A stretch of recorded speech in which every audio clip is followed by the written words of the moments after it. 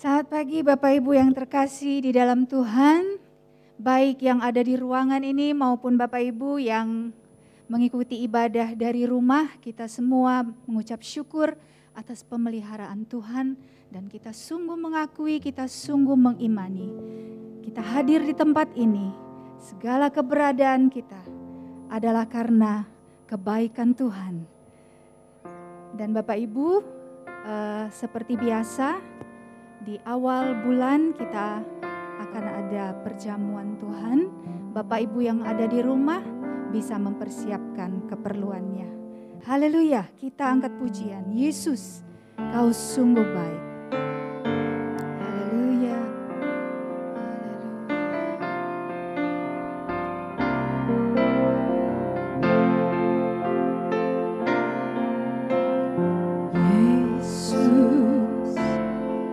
Kau sungguh baik, Yesus, namamu indah, Yesus, ku cinta Kau selalu, ku tinggikan, ku agungkan selamanya, Yesus Kau sungguh baik, Yesus. Kau sungguh baik, Yesus, namamu indah, Yesus, ku cinta Kau selalu, ku tinggikan, ku agungkan selamanya.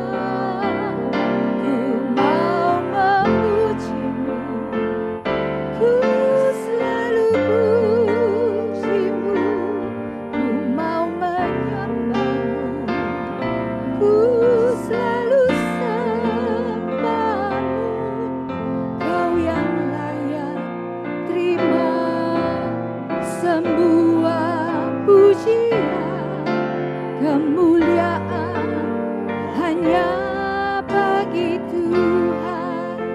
Bapak Ibu, saya undang untuk bangkit berdiri. Haleluya, haleluya. Nanti Ibu Ratna akan berdoa. Kau sungguh baik, Yesus, namamu indah, Yesus, ku cinta Kau selalu, ku tinggikan, ku agungkan selamanya, ku mau memujimu, ku selalu pujimu, ku mau menyembahmu, ku selalu sembahmu, Kau yang layak terima semua pujian, kemuliaan hanya bagi Tuhan. Ku mau memujimu, ku selalu pujimu, ku mau menyembahmu, ku selalu sembahmu, Kau yang layak terima semua pujian, kemuliaan hanya bagi Tuhan. Kemuliaan hanya bagi Tuhan. Kemuliaan hanya bagi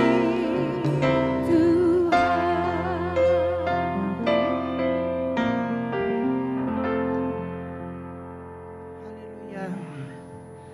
Terima kasih Tuhan Yesus untuk keadaan kami semua yang boleh tiba kembali di tempat ini. Kami ingin memuji-Mu Tuhan. Kami mengucap syukur untuk semua hal.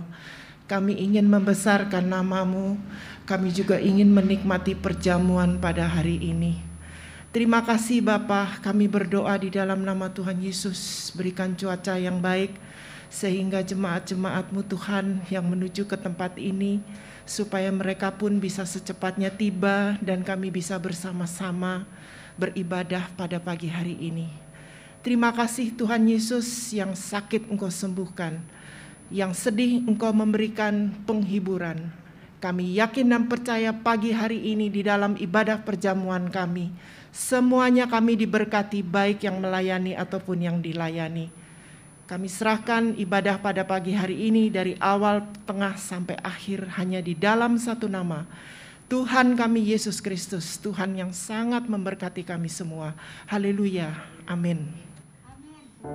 Terima kasih kepada Ibu Ratna. Bapak Ibu silakan duduk kembali.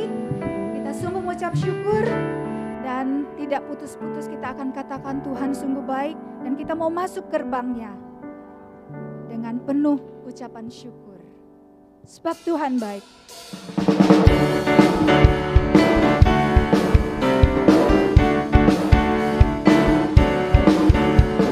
Masuk gerbangnya bersyukur.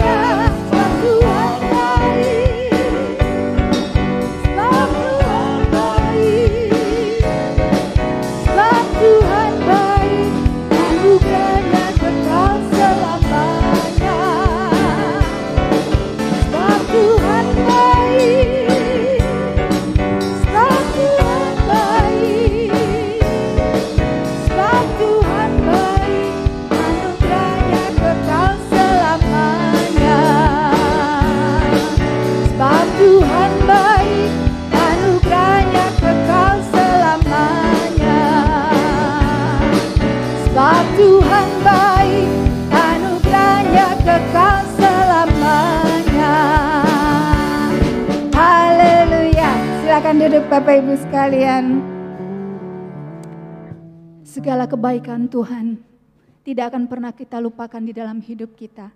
Kalau kita mau ingat semua yang Tuhan kerjakan, tidak akan putus-putusnya rasa syukur yang akan kita naikkan. Bapak Ibu sekalian, kita mau angkat pujian, Bila Ku Teringat.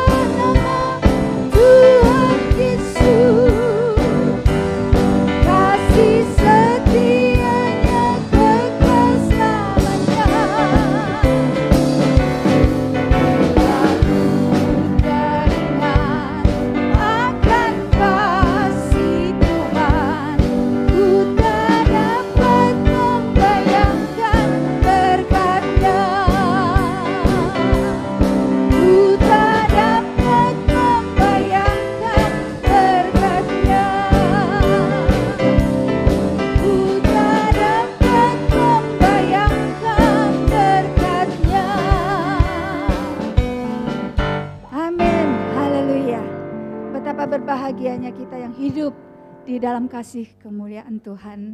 Bapak Ibu, sebentar kita akan menerima firman Tuhan, bagian yang sungguh terbaik Tuhan persiapkan bagi kita pribadi lepas pribadi. Kita mau persiapkan hati kita angkat pujian, Dia buka jalan.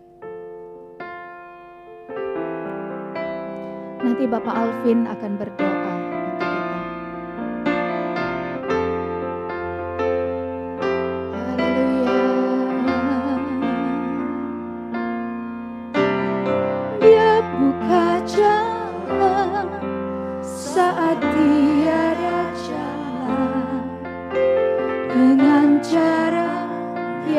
Ajaib dibukanya jalanku, Dia menuntunku dan memeluk diriku dengan kasih dan kuasa-Nya. Dia buka jalan, Dia buka jalan, Dia buka jalan. Jalan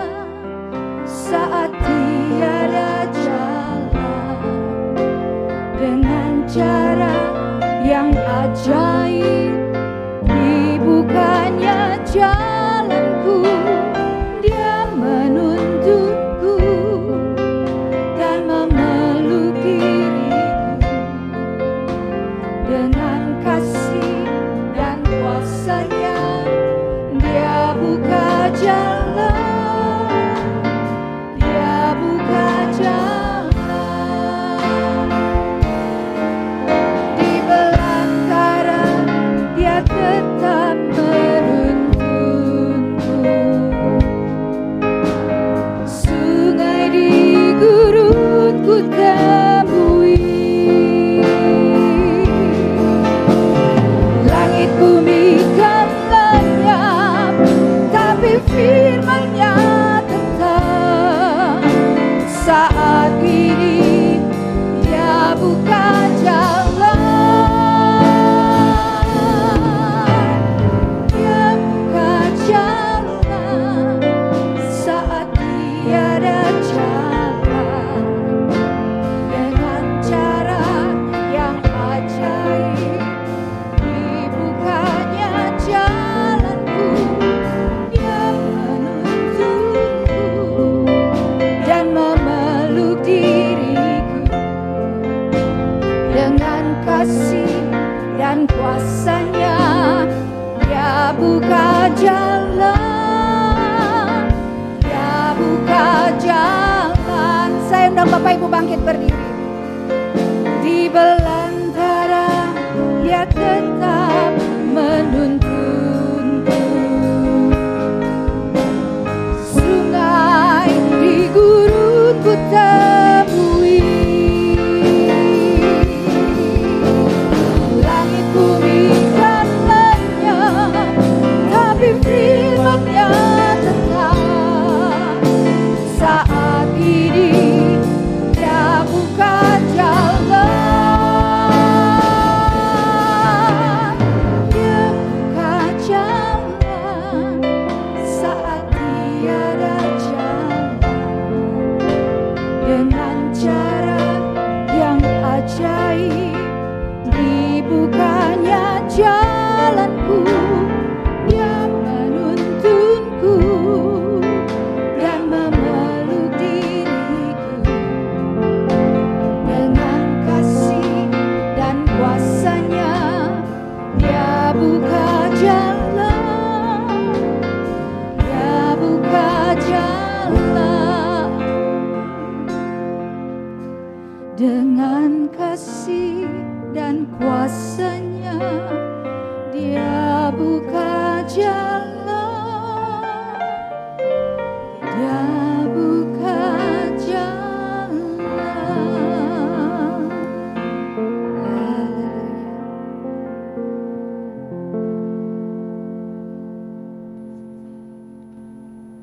Mari saudara-saudara yang kekasih, kita berdoa. Bapa kami dalam surga, Bapa kami berterima kasih Tuhan. Baru saja kami memuji-muji nama-Mu, sebab hanya Engkau yang layak dipuji, ditinggikan, disembahkan. Engkau yang harus dipuji, disembahkan. Biarlah pujian kami boleh berkenan kepada isi hati-Mu Bapa. Tuhan Yesus, sebentar kami akan mendengarkan pengajaran daripada-Mu Bapa. Pakai hamba-Mu Pak Pendeta Revi untuk menyampaikan isi hati-Mu Bapa. Untuk kami terlalu percaya Kau sudah berikan hikmat untuk menyampaikan isi hati-Mu, sehingga kami yang di sini tanpa kecuali dari depan menerima firman-Mu Bapa, menerima berkat dari pengajaran daripada-Mu Bapa. Bapa, kami siap mendengarkan. Di dalam nama Tuhan Yesus kami sudah berdoa, mengucap syukur. Haleluya. Amin.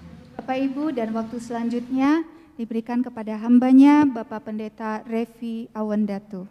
Haleluya, selamat pagi saudara, selamat kita berjumpa lagi di awal bulan setiap minggu pertama. Nggak kerasa ya saudara, terakhir saya bicara di sini September, minggu pertama juga, dan itu berita mengenai kenaikan BBM ya, dan bulan Oktober kita terima banyak berita yang tidak begitu baik sebetulnya. Ada kekerasan dalam rumah tangga, ada dengan satu artis, ada juga gempa bumi di Tapanuli Utara, dan kejadian yang paling meresahkan itu yang kejadian tadi malam ya, tragedi di stadion sepak bola di Malang, 127 orang meninggal. Sungguh bukan awal yang baik untuk memulai satu bulan kalau kita mendengar semua berita-berita yang ada di sekitar kita. Makanya kita selalu ingin datang ke gereja atau ibadah bersekutu dengan Tuhan, dengan saudara-saudara seiman. Karena kita percaya hanya di dalam firman-Nya saja kita boleh beroleh kekuatan, penghiburan, dan pertolongan ya saudara. Dan di luar hujan, tapi di dalam panas ya. Firman Tuhan belum dimulai tapi kita sudah panas sepertinya. Tapi ya, apa kata orang saudara, kalau hujan-hujan paling enak apa? Ya, paling enak datang ke gereja dengar firman Tuhan ya. Tidur dan makan sate katanya. Puji Tuhan. Saudara yang kekasih, tema yang diberikan oleh Ibu Gembala pada bulan Oktober ini, seperti yang saudara baca adalah perhatikanlah kemurahan dan kekerasan Allah. Kalau saudara perhatikan tema beberapa bulan terakhir, tidak ada yang tersembunyi dan Allah yang cemburu, plus yang sekarang, itu tema-tema yang cukup keras sebetulnya ya. Bukan tema-tema yang dalam arti kata menghibur gitu, tapi keras. Tapi kalau memang di akhir zaman ini memang firman Tuhan yang seperti itu yang kita perlu. Kita kembali diingatkan bahwa siapa Tuhan kita. Ya, dari yang pertama dibilang tidak ada yang tersembunyi bahwa Dia Maha melihat, dan dibilang Allah yang cemburu, Dia tidak mau ada yang lain di samping Dia. Dan sekarang yang ketiga adalah perhatikanlah kemurahan dan kekerasan Allah. Mari kita buka saudara di Roma 11. Saya coba secepat mungkin khotbahnya karena saya belakangan kalau pulang ke Cianjur agak macetnya makin parah sekarang. Jadi saya coba setengah jam kalau bisa ya. Roma 11 ayat yang ke-22. Bunyinya, sebab itu perhatikanlah kemurahan Allah dan juga kekerasannya. Yaitu kekerasan atas orang yang telah jatuh. Tetapi atas kamu, kemurahannya, yaitu jika kamu tetap dalam kemurahannya. Jika tidak, kamu pun akan dipotong juga. Ini ayat yang keras dan tegas. Diambil dari Roma 11. Roma 11 secara singkat saya coba jelaskan, bicara mengenai sisa bangsa Israel dan kita orang non-Israel. Kita tahu bahwa kita ini bukan dalam rancangan Allah pada awalnya. Rancangan Allah itu untuk orang Israel. Ya. Yesus dikirim untuk orang Israel atau orang Yahudi. Tapi karena dia datang kepada miliknya dan miliknya itu disebut menolak dia, bahkan membunuh dia, maka kita orang-orang non-Yahudi itu mendapatkan kesempatan menerima keselamatan yang pada awalnya itu khusus untuk orang Israel. Dalam Roma 11 itu digambarkan pada ayat-ayat yang sebelumnya bahwa kita seperti cabang yang dicangkok ke satu pohon. Kita ini ditambahkan dan dibilang dalam ayat yang sebelumnya. Coba kita harus baca, saudara. Ayat 19 saja, tidak perlu panjang-panjang. Mungkin kamu akan berkata, ada cabang yang dipatahkan supaya aku dicangkokkan di antaranya sebagai tunas. Baiklah mereka dipatahkan karena ketidakpercayaan mereka, maksudnya orang Yahudi. Dan kamu tegak tercacat karena iman. Kita bisa masuk ke dalam rencana keselamatan Allah karena iman kepada Kristus. Karena janganlah kamu sombong, tetapi takutlah. Kenapa? Sebab kalau Allah tidak menyayangkan cabang-cabang asli orang Yahudi, orang Israel, Ia juga tidak akan menyayangkan kamu. Keras kan? Keras. Tapi kita lihat dalam tema yang pertama, perhatikanlah. Maka oleh karena itu perhatikanlah kemurahan Allah, atau kalau dalam bahasa Inggrisnya goodness, kebaikan Allah, dan juga kekerasannya. Ini adalah Allah yang sesungguhnya. Kebanyakan dari kita lupa bahwa Allah ini memiliki sifat yang keras, sifat yang tegas. Sifat yang akan memberi hukuman kepada mereka yang tidak taat, yang tidak setia, yang tidak melakukan perintahnya. Selalu yang ada di pikiran kita, Allah kita baik. Betul. Allah kita mengasihi kita. Betul. Allah kita penuh dengan kemurahan. Betul. Tapi itu baru sebagian. Sebagian yang lainnya, yang harus kita perhatikan khususnya minggu pagi ini, perhatikan kekerasannya juga. Kenapa? Oh, kalau kita belajar dari Allah yang cemburu bulan lalu, saudara. Saat bangsa Israel bikin anak lembu emas, patung itu. Berapa orang yang mati di hari pertama saat itu dibikin? 3.000. Apakah hanya 3.000 yang mati? No. Setelah itu, 20.000 orang lagi mati karena penyakit sampar yang dikirim Allah. Semua karena apa? Karena mereka sudah dikasih tahu. Jangan ada Allah lain. Jangan bikin patung. Mereka tetap bikin patung. Mereka sembah itu patung. Hukuman Allah datang kepada mereka. Apakah dengan ada hukuman Allah mereka bertobat? Mereka berhenti melakukan dosa tersebut? Tidak. Sampai masuk ke tanah Kanaan pun, semua yang keluar dari Mesir mati semua. Hanya 2 orang yang boleh masuk, Yosua dan Kaleb. Itu menunjukkan apa? Ada kemurahan Tuhan, tapi ada kekerasan Tuhan yang luar biasa. Dan itu yang tidak boleh kita pandang enteng. Terlalu banyak hamba Tuhan zaman sekarang hanya bicara mengenai kebaikan Tuhan. Bagaimana dia mengasihi kita, bagaimana dia mengampuni dosa kita, bagaimana dia peduli, memelihara kita, menyertai kita. Betul semua. Tapi jangan lupa, kalau kamu tidak melaksanakan, tidak taat kepada perintahnya, akan ada hukuman yang dia berikan. Bangsanya yang dia kasihi, Israel saja pun mati dibilangnya. Apalagi kita yang dicangkokkan. Itu bukan Revi yang ngomong, itu firman Tuhan. Untuk memberikan kita bahwa hati-hati hidup ini. Jangan pandang enteng kebaikan Tuhan. Kalau kamu sudah terima kemurahan Tuhan, anugerahnya Tuhan, usahakan tetap hidup di dalamnya. Ditulis di dalam ayat yang baru kita baca. Tetapi atas kamu itu kemurahannya. Kenapa kemurahannya?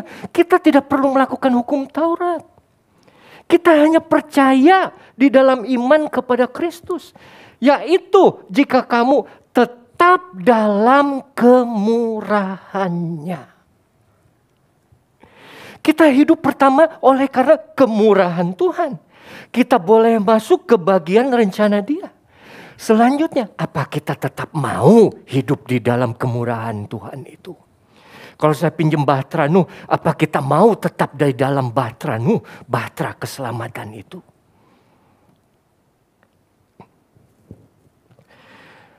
Tuhan ini Tuhan yang seimbang, saudara. Ada kekerasan, tapi ada kemurahan. Dan itu sudah dari awal. Dari Kejadian sudah diceritakan bahwa kamu boleh, semua pohon dalam taman ini boleh kamu makan buahnya. Kemurahan Tuhan, kebaikan Tuhan. Adam tidak minta, dikasih, ayo makan semua. Tapi jangan makan satu pohon itu. Kalau kamu makan pohon itu, kamu mati. Ada kemurahan Tuhan, tapi juga ada ketegasan Tuhan, ada hukuman Tuhan terhadap firman yang tidak diikuti oleh manusia. Kita tahu ceritanya, Hawa ada makan buah itu. Setelah itu ada Kain. Kita tahu Kain mau bunuh Habel. Sebelum Kain mau bunuh Habel, hatinya panas, mukanya murung. Datang Tuhan ke Kain. Kenapa hatimu panas, mukamu murung? Kalau kamu berbuat baik, bukankah kamu akan diterima? Tapi kalau kamu tidak berbuat baik, hati-hati, dosa sudah mengintip di depan pintu. Dia berikan kembali satu kenyataan dirinya bahwa Allah yang penuh dengan kemurahan, memberikan pengampunan, memberikan peneguran. Tapi juga ingat, kalau kamu tidak berbuat baik, ada dosa yang siap-siap untuk menerkam kamu. Cerita Nuh juga bicara mengenai kemurahan Tuhan, anugerah Tuhan, dan hukuman Tuhan. Selalu ada yang baik dan selalu ada yang keras. Itu tidak bisa dipisahkan. Dari buku pertama Kejadian, Perjanjian Lama, sampai buku pertama, buku terakhir di Perjanjian Lama, yaitu di Maleakhi. Kembali Tuhan menegaskan bahwa Dia Tuhan yang lengkap, Tuhan yang sempurna. Yaitu Tuhan yang mengasihi, tapi juga Tuhan yang keras. Kalau kita buka sebentar di Maleakhi 4 ayat 1 dan 2. Ini fatsal terakhir dari buku terakhir yang ada di Perjanjian Lama. Maleakhi 4 ayat 1. Bahwa sesungguhnya hari itu datang, maksudnya kiamat, hari penghukuman. Menyala seperti perapian, maka semua orang gegabah. Maleakhi 4 ayat 1. Dan setiap orang yang berbuat fasik menjadi seperti jerami dan akan terbakar oleh hari yang datang itu. Firman Tuhan semesta alam. Sampai kini, sampai tidak ditinggalkan akar dan cabang mereka. Saudara perhatikan, kekerasan Tuhan.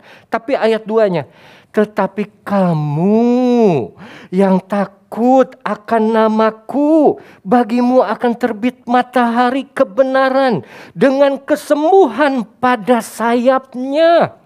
Kamu akan keluar dan berjingkrak seperti anak lembu lepas kandang.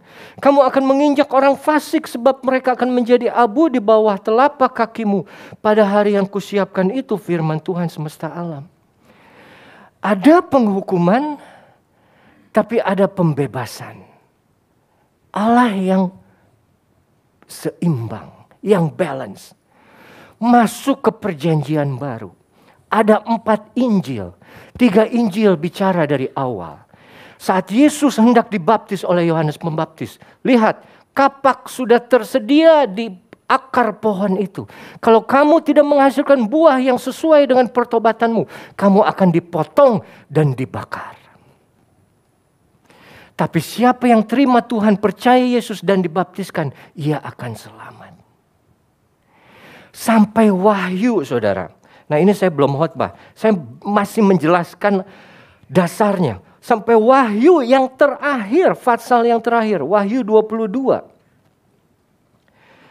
Wahyu 22 ayat yang ke-11.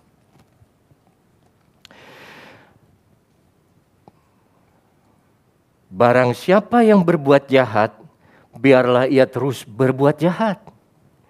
Barang siapa yang cemar, biarlah ia terus cemar.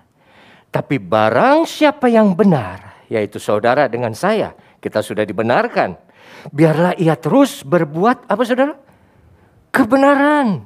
Barang siapa yang kudus, biarlah ia terus menguduskan dirinya. Ayat 12.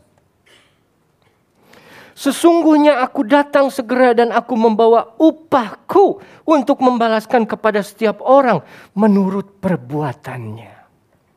Nah, kita sudah tahu bahwa Allah kita itu Allah yang seimbang. Tangan kanan kirinya memberikan kemurahan, kasih sayang, pembebasan.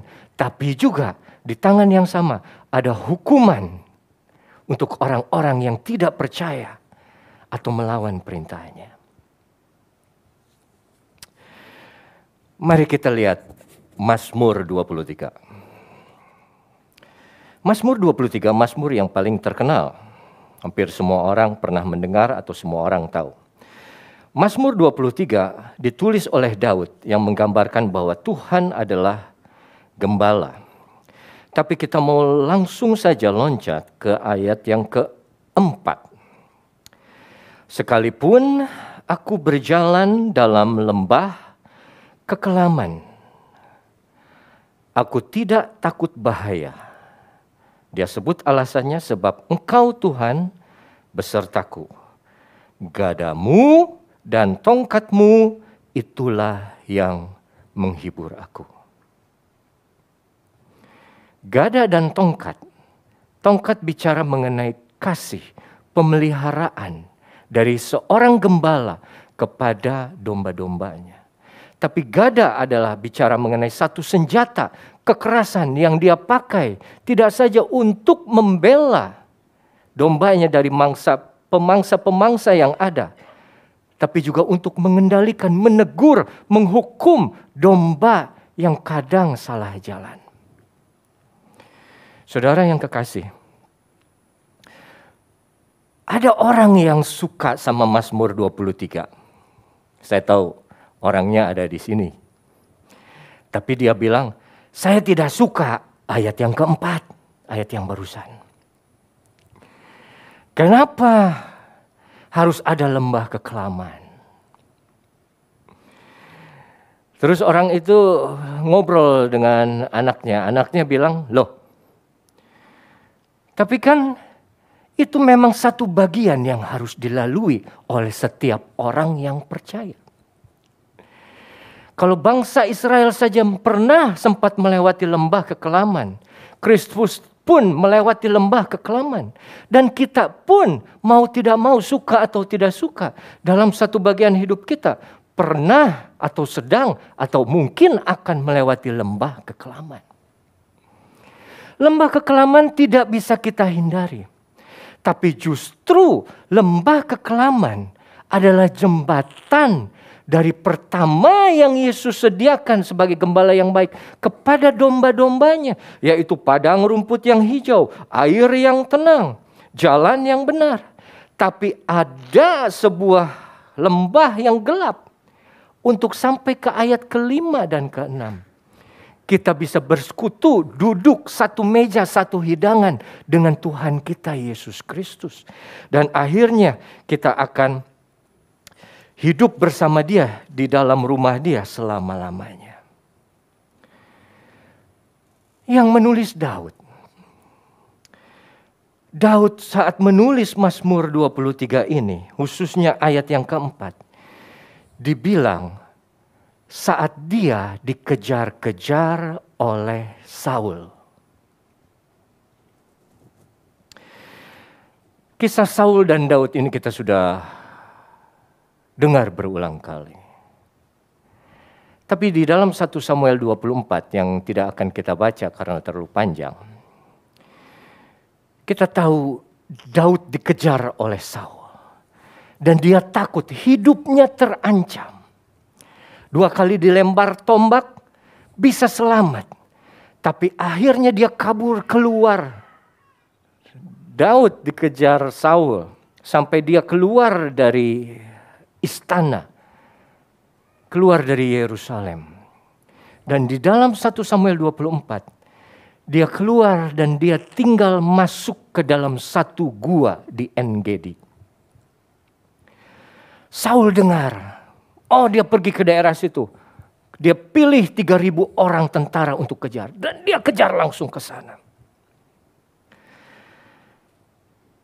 Saat Dia kejar ke sana. Saul masuk ke gua yang sama di mana Daud sudah ada di dalamnya. Di pojok yang paling dalam itu Daud dengan semua pengikutnya. Mereka lari karena mereka takut akan nyawa mereka. Tapi Saul masuk hanya sampai tengah saja. Dan maaf bicara, menurut firman Tuhan, dia mau buang air. Dia tidak tahu ada Daud di belakang.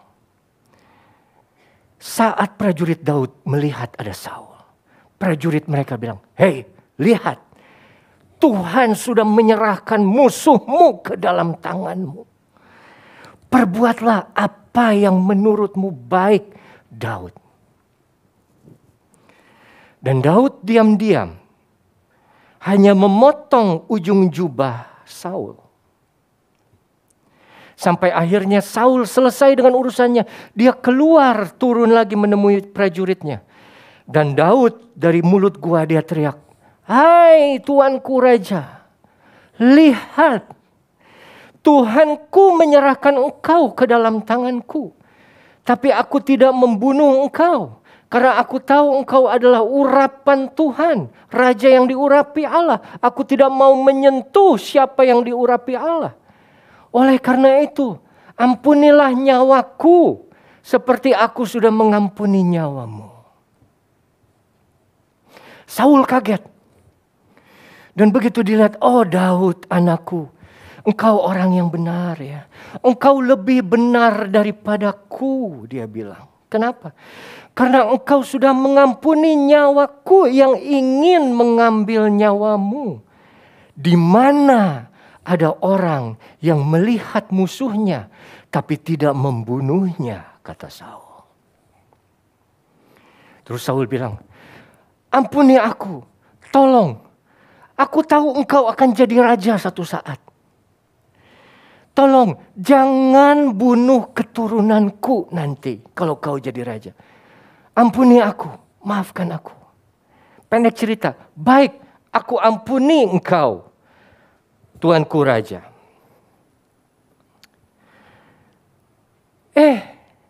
Manusia, mulutnya mulut, hati beda lagi. Seperti Rizky Bilar dengan Lesti. Janji boleh janji, tapi kelakuan beda lagi. Dia bilang, "Aku sudah bertobat, aku ngaku bersalah, ya.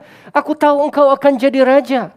Terima kasih sudah mengampuni nyawaku." 2 fatsal kemudian, dia masih kejar Daud. Dia kejar lagi Daud. Dengan 3.000 orang lagi. Sekarang di padang yang terbuka dia temui. Tapi Daud dengan kemurahan dari Tuhan,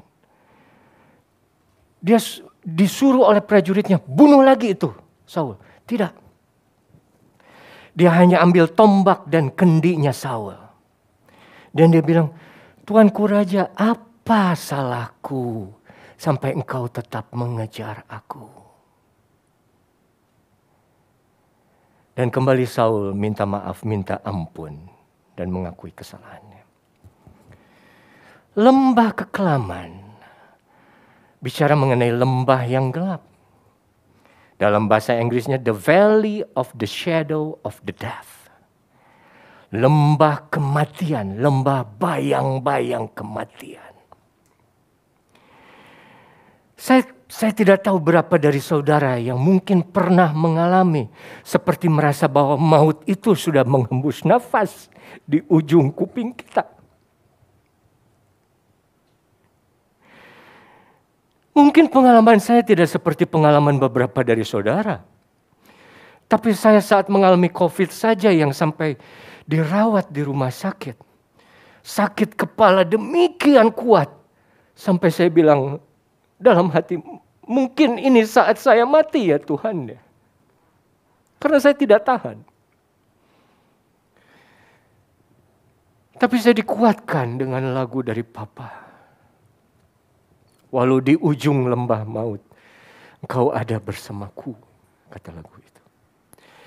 Tapi Daud dia menulis, walaupun dalam lembah kekelaman, walaupun nyawa dia terancam, dia masuk ke dalam gua, dia bersembunyi karena dia tahu hanya itu harapan dia. Kalau dia keluar dari situ, maut itu akan menjemput dia. Dia bersembunyi dengan tentara-tentara andalannya. Tapi di dalam gua itu ternyata Saul juga masuk ke dalam gua itu. Kita sering bicara mengenai tentang Daud saja dalam cerita ini. Tapi kita lupa cerita mengenai Saul. Bukan hanya Daud yang ada di dalam gua kegelapan. Tapi Saul pun masuk ke dalam gua kegelapan yang sama. Daud masuk ke dalam gua kegelapan, lembah kekelaman, bayang-bayang kematian. Bukan kemauan dia, tapi karena dia dikejar oleh kematian itu. Bukan karena apa yang dia lakukan, dia tidak salah. Tapi Saul mau bunuh dia. Saul fitnah dia kabur. Tapi Saul, dia masuk dalam gua yang sama. Dia masuk dalam kegelapan yang sama. Bukan karena dia dikejar-kejar. Dia masuk ke dalam kegelapan. Karena itu inisiatif dia. Keinginan dia sendiri. Mari kita belajar bedakan saudara dua hal ini. Daud ada di dalam lembah kekelaman, gua kegelapan, bayang-bayang kematian yang mengancam hidupnya, jiwanya. Tapi Saul, sebetulnya dia sudah ada di dalam lembah kegelapan itu, jauh sebelum di dalam gua En-Gedi. Saat dia memutuskan untuk iri hati, panas, melihat Daud dipuji. Daud mengalahkan berlaksa-laksa. Saul disebut hanya beribu-ribu. Dia panas. Dia tidak terima. Dia rasa ada penolakan dari rakyatnya.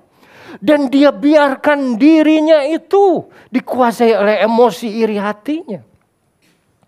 Dia boleh hidup di dalam istana yang terang dan megah. Tapi hatinya hidup di dalam kegelapan gua kekelaman. Pada satu hari yang sama, kita lihat ada dua orang yang diizinkan Tuhan dalam satu tempat yang sama, jarak yang sedikit berbeda.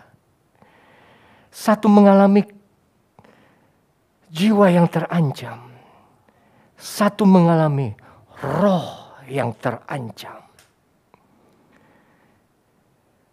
Saudara, tanpa Saul sadari, dia punya roh, dia punya hati. Makin lama, makin mati. Api itu makin surut, makin pudar nyalanya, dan makin padam. Kenapa? Karena dia biarkan kemarahan hatinya, iri hati matinya, menguasai dia. Tanpa sadar. Ini yang saya ingin kita hindarkan dari hidup kita.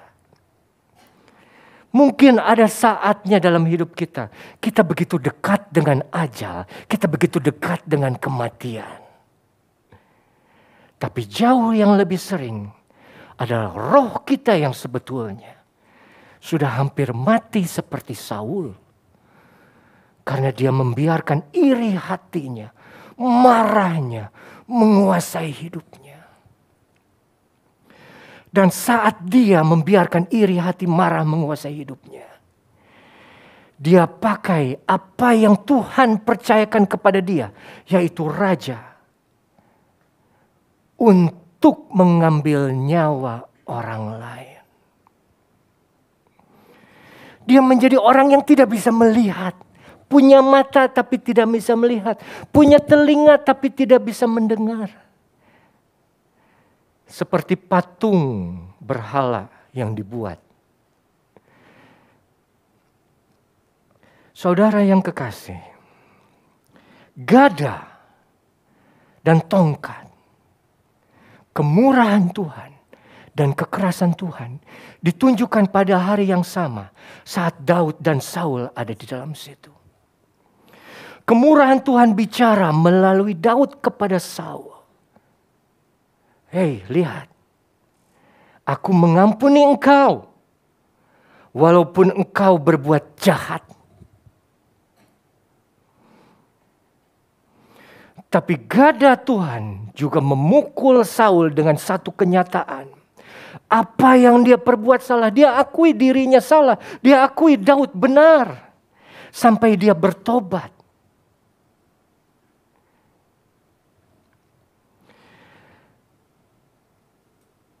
Daud ada dalam kegelapan bayang kematian.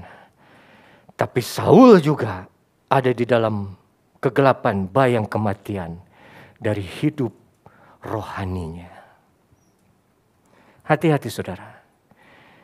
Jangan kita anggap kita hidup seperti biasa, seperti seorang dalam tanda kutip raja. Segala sesuatu cukup untuk kita. Kita mau apapun cukup. Tapi ada 1-2 hal yang kita biarkan itu masuk ke dalam hati. Dan kita tahu itu dosa, tapi kita biarkan dosa itu menguasai hati dan hidup kita. Sampai tanpa sadar sebetulnya kita sudah hidup dalam lembah kegelapan itu. Tuhan ingin kita perhatikan. Perhatikan. Aku sayang kamu. Aku mengasihi engkau. Aku menegur engkau seperti anak yang kukasihi. Coba. Sadar, coba bertobat. Jangan seperti Saul. Sekali dikasih tahu ada firman Tuhan, dia bertobat. Tapi setelah firman itu lewat, dia melakukan hal yang sama lagi. Dia kejar lagi, dia biarkan iri hatinya, kemarahannya itu menguasai dia. Dan mari saudara, kita akan lihat satu ayat yang terakhir. Saya undang pemain musik boleh maju ke depan. Roma Fatsal yang kedua.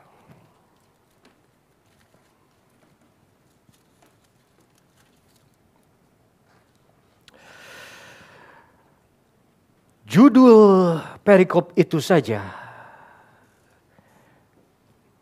berkata hukuman Allah atas semua orang. Kita baca dari ayat pertama saja ya, Roma 2 ayat pertama. Karena itu hai manusia, siapapun juga engkau yang menghakimi orang lain, engkau sendiri tidak bebas dari salah. Sebab dalam menghakimi orang lain, engkau menghakimi dirimu sendiri. Karena engkau yang menghakimi orang lain melakukan hal-hal yang sama. Dalam cerita mengenai Daud dan Goliat, Daud bilang, biarlah Tuhan yang menjadi hakim antara kita berdua. Ayat yang kedua. Tetapi kita tahu bahwa hukuman Allah berlangsung secara jujur atas mereka yang berbuat demikian. 3. Dan engkau, hai manusia, engkau yang menghakimi mereka yang berbuat demikian, sedangkan engkau sendiri melakukannya juga. Adakah engkau sangka bahwa engkau akan luput dari hukuman Allah? Ayat 4 ini adalah inti yang akan kita baca.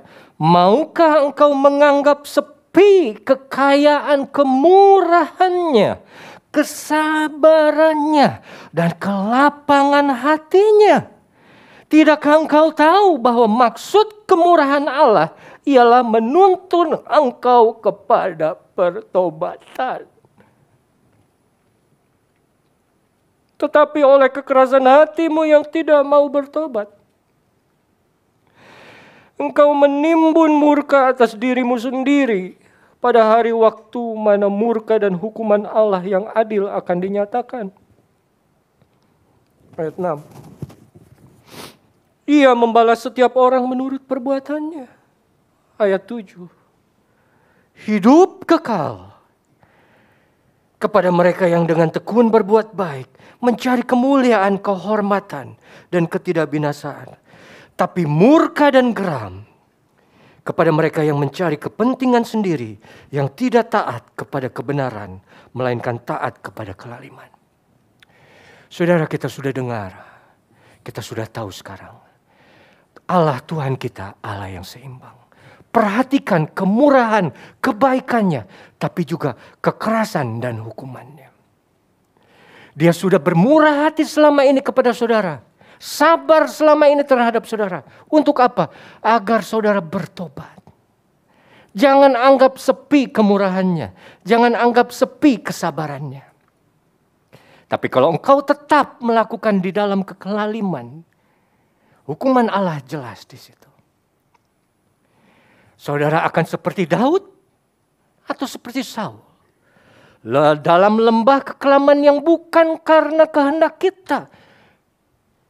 Atau dalam lembah kekelaman karena perbuatan kita. Either way, yang manapun Tuhan ada di situ. Jangan takut. Saudara dalam lembah kekelaman karena difitnah orang, dijahatin orang. Atau dalam lembah kekelaman karena kesalahan saudara. Tuhan ada di situ. Tuhan tetap mau jaga, tetap mau hibur. Jangan keraskan hatimu. Baik saudara, demikian firman Tuhan pada pagi hari ini. Mari saudara, saya undang para pelayan perjamuan suci dan kita akan, kalau boleh ya tolong dibantu oleh Ibu Dokter.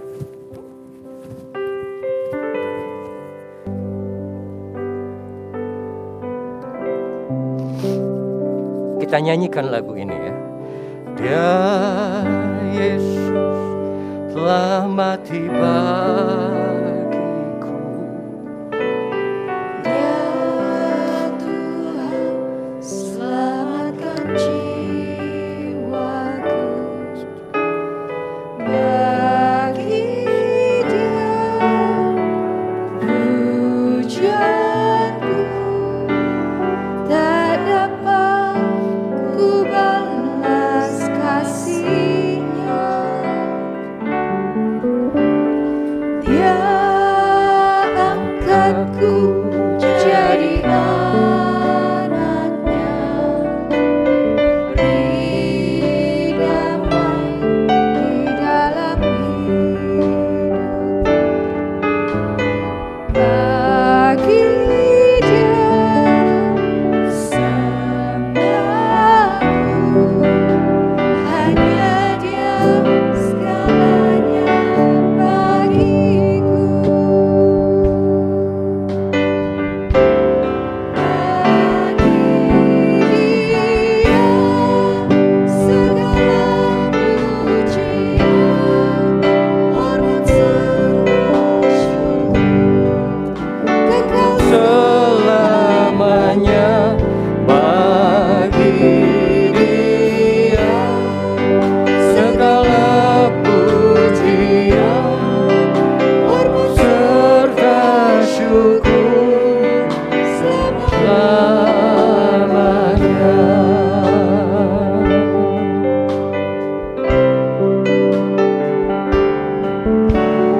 Dia Yesus telah mati bagiku. Ya Tuhan selamatkan jiwaku. Bagi Dia Pujianku tak dapat ku balas kasih-Nya. Dia angkatku jadi anaknya, beri damai di dalam hidupku. Bagi Dia sembahku, hanya Dia segalanya bagiku. Bagi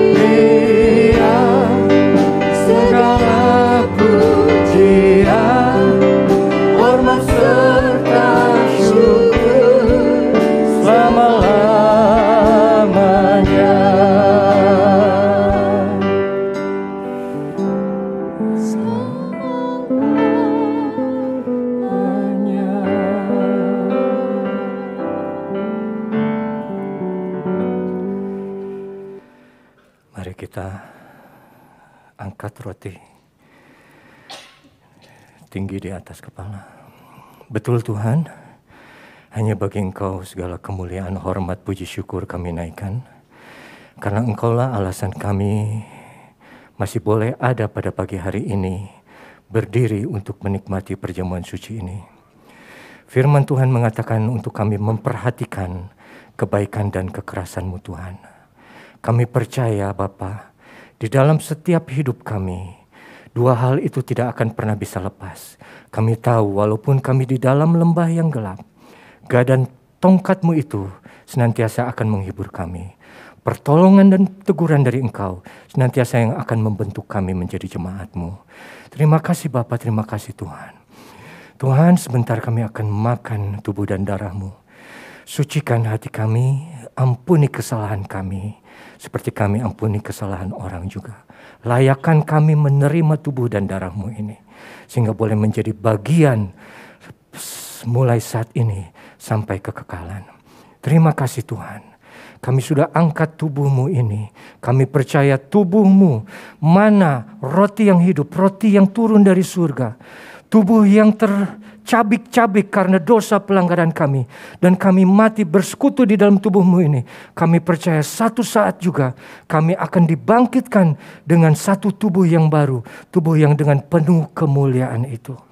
Oleh karena itu Tuhan, kami percaya pada malam waktu Engkau diserahkan, Dia mengambil roti, mengucap syukur, dan memecah-mecahkannya sambil berkata, inilah tubuhku yang diserahkan bagi kamu.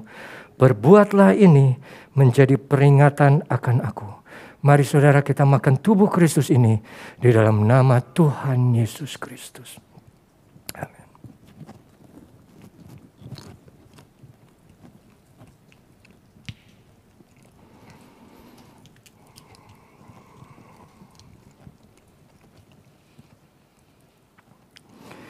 Mari kita angkat cawan anggur ini di atas kepala juga.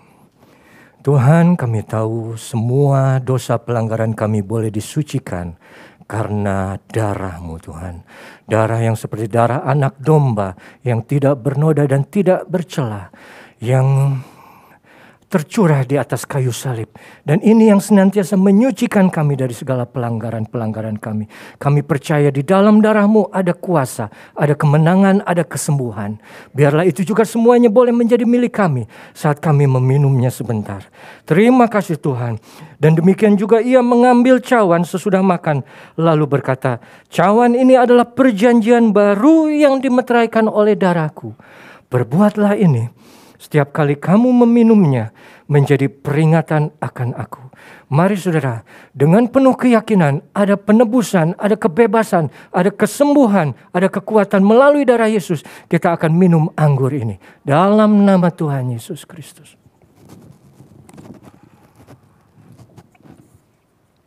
Haleluya. Terima kasih Tuhan. Bagi Dia segala pujian, hormat serta syukur. Dengan kasih Tuhan saya undang Bapak Budi untuk berdoa. Pujian, hormat serta syukur selama-lamanya.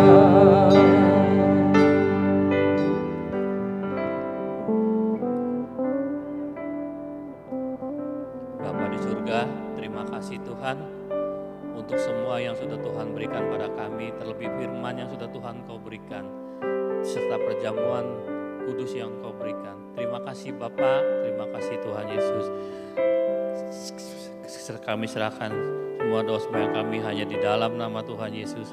Haleluya, amin. Haleluya, silakan duduk Bapak Ibu sekalian.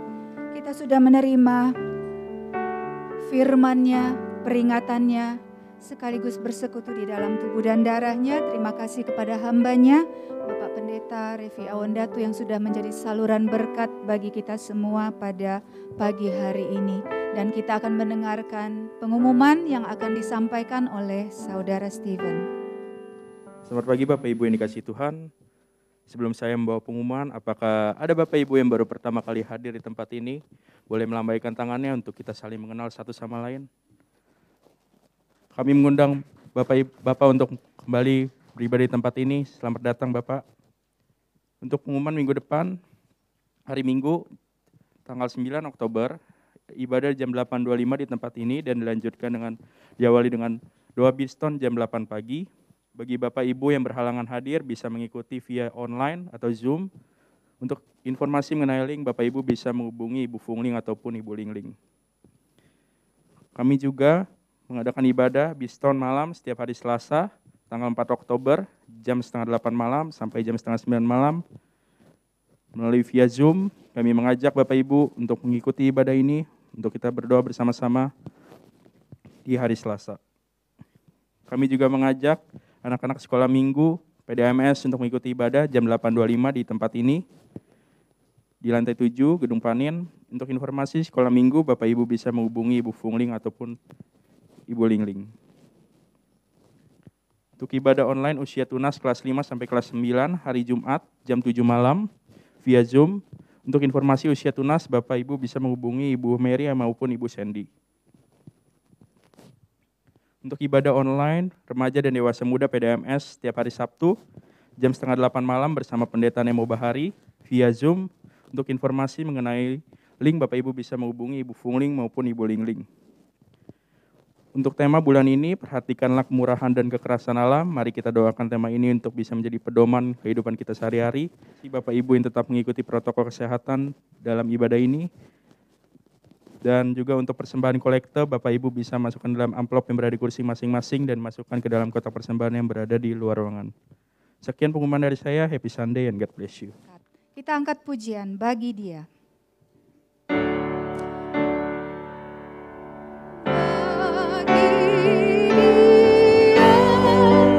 Segala pujian, hormat serta syukur kekal selamanya bagi Dia. Segala pujian, hormat serta syukur selama-lamanya bagi Dia. Mari Bapak Ibu kita bangkit berdiri.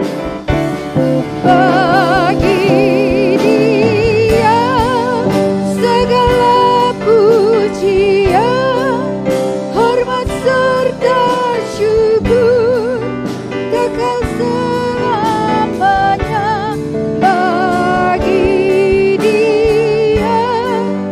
Segala pujian, hormat serta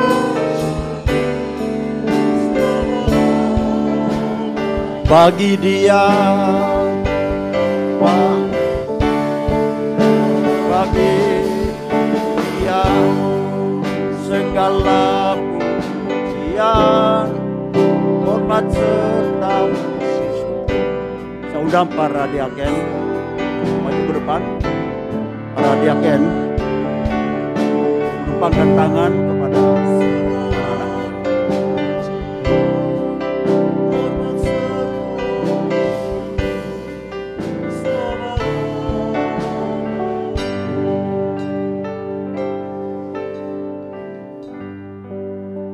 sekalian. Mari kita angkat tangan kita untuk mendukung doa buat putra putri kita sekalian.